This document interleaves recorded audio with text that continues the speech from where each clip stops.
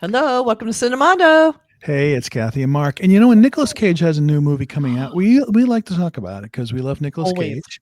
As you can And tell, there's Nick the Nicolas Cage pillow. um, and his latest film, which is coming out May 2nd, is called The Surfer. And it is directed by Lorcan Finnegan. It's an Irish-Australian co-production. He's an Irish filmmaker. Strange combo. And the film is set and filmed in Australia. Takes place on a beach I think it's called Luna Beach, and it's right around Christmas. So of course down there is summertime is reverse. So Christmas time is nice and hot there. Yeah. And directed by Lorcan Finnegan, who directed that film Vivarium, which we talked about a couple of years ago with Jesse Eisenberg, and this kind of very weird sort of, they bought this house in this subdivision, they're all the same, and there's this bizarro world, It was cool. Yeah, and he brings that sort of sensibility to this film, even though it's a completely different setting. Right. Nicolas Cage is a father and a son, and they drive up in his nice Lexus to this parking lot of this beach in Australia. It's a secluded beach. It's not a big public beach. And he goes, "I'm going to take you surfing. This is where I grew up. I want to show you Just that I'm a good dad. Yeah, I'm going to buy this beautiful house that you can really see from the ocean. And that's because my grandfather owned that house. I'm buying it back." And he's obviously has money. He's going to buy it for like $2 million or something. He's driving a Lexus. So. He's driving a Lexus. See, that's car. Even if I had money, I would never drive. I don't know why. It just it's an upscale Toyota. Let's be honest. And which is nothing wrong with that, but anyway. Hey, nothing wrong with that. If you like a Lexus, fine. We're not dissing Lexus. We're just saying not my job. Yeah, exactly. Okay. So anyway, the scene starts where they walk down with their surfboards. They're going to go surfing, and this one guy. Seems perfect. It seems perfect, and then like one guy is walking past one of the surfers, just looks at him, and goes, "Fuck you," and keeps walking. And it was like, "What's that about? What's happening?" So we know surfers can be very territorial. They're not, they're like, "Do not screw with our area, our break. This is ours. Go find somewhere else." That's happening like in LA. There's a section because all the beaches in LA are public, but rich people build all their houses along the way, and they like to pretend like it's not public, and they try to block public from getting there, which is super illegal, but they do it anyway. And so when surfers find their niche, they find their thing with the great waves and the great surf, they don't want anybody interrupting them, so they find their thing. And if you try and go in there, it's like you said, very territorial. There's a big war, so it's like, this was very like, oh yeah, I get this. It's not like, well, this is weird. Why is this happening? No, it happens. It happens. And these guys are really tough. They're like, turn around, go. And Julian McMahon, who, if you remember from Nip Tuck, an early FX series, oh my god, he's like the head. Yeah, he's the head of this group, and they have like a beach shack, and he's sort of like he's sort of like the Lord of the Surfers. Excuse me. And he says, "No, you listen. Take your boy. We don't want any trouble. Just turn around and leave, because this is not for you. This is for locals only. This is for Bay Boys." That's what they call them. And he's like, "What?" So he finally says, "Okay, let's go." And they drive away. He comes back the next day without his son, because he goes, "You know what?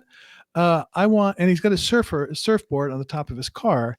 He goes, "I want to go surfing," And he goes down and he hears. They don't own the beach. They don't. He wants to go, but they're a little bit rougher. And there's three like teenagers who hang out on bicycles. They're kind of like, giving him the finger, spitting on him. He goes, "What's going on here?" So funny.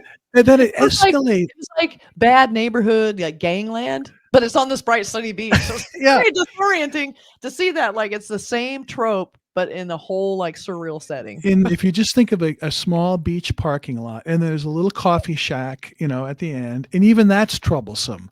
Like, he can't, like, the guy there is, I will not spoil anything, but it just turns into this nightmare, this sun-drenched nightmare on this beautiful spot.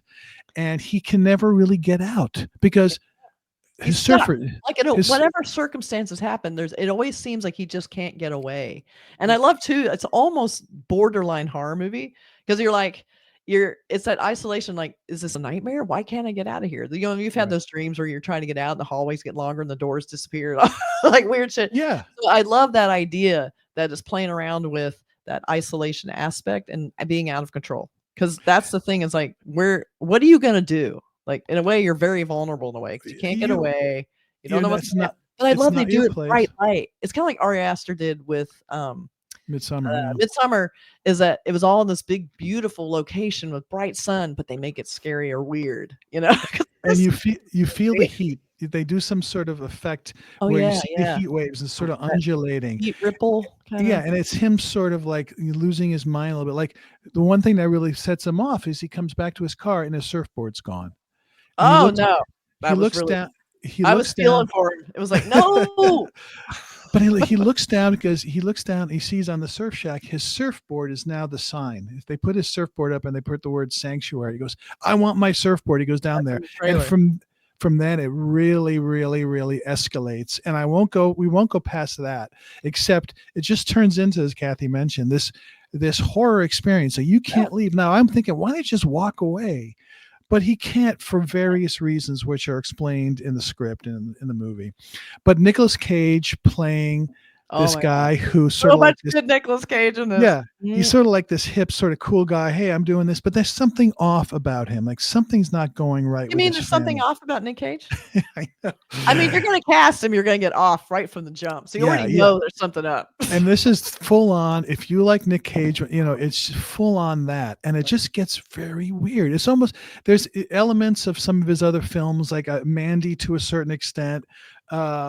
He just plays them so well, and I really just like this director. I like what he does. He's playing with time. He's playing with, is this real? Is this an illusion? Is this mind? Some of these other characters pop in. There's a police officer who comes in who definitely is sort of shady. There's a homeless guy that has a backstory. There's this really nice woman who sort of helps. And there's a lot of stuff going on here. But it just gets worse. Almost like it reminded me of the Martin Scorsese film After Hours, where Griffin Dunn's character can't get home. In this one, he sort of can just walk away, but he can't because everything is falling apart for him and he has to figure it out.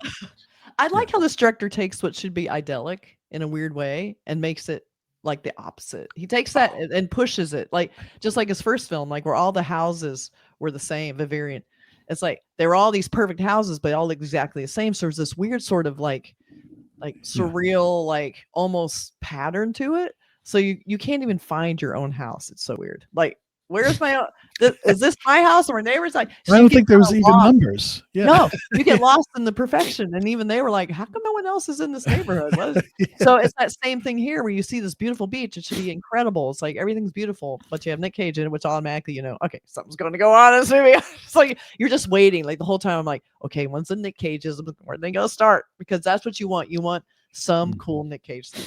And the other thing I loved about it is sometimes when Nick Cage is in a movie, it's like they had him for like a couple days. So they use him very sparingly, but very well. Right. So in this movie, they had him.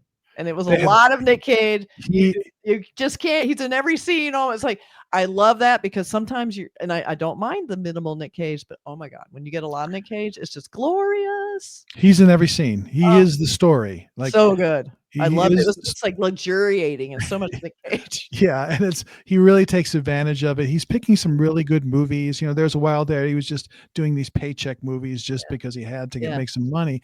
Now he's picking really interesting things are coming to him. Long Legs, for instance. Of course. So bizarre. Yeah. Oh my God. Even Arcadian, and I'm trying to think of some of these other. Arcadian was great. So he really is getting some really interesting, and it is you might call it kind of a really well-made sort of B movie, but in the very highest level of a B movie, like a B+ movie, and also just FYI, there are some really gross things in this movie. I'm sorry. Yeah, there's some really gross things. I had to sort of turn away from it because it was kind of not gory, just gross. Just gross. I know that you're right. It's not really like I love gore, but this was like, no, you don't want to. I don't want this. I don't want this. You put the popcorn bucket down. Yeah, it's okay. Worth it for Nick Cage. Just avert your eyes when those things start to happen. Yeah, but ultimately, I thought this was fantastic. I loved, and I thought Julian McMahon really held up against Nick Cage. That's hard to do. So he was already a quirky actor from Nick Tuck. He's been in a bunch of different stuff, but it's like he's so good at kind of just being a douchebag. He really is this kind of like good at that.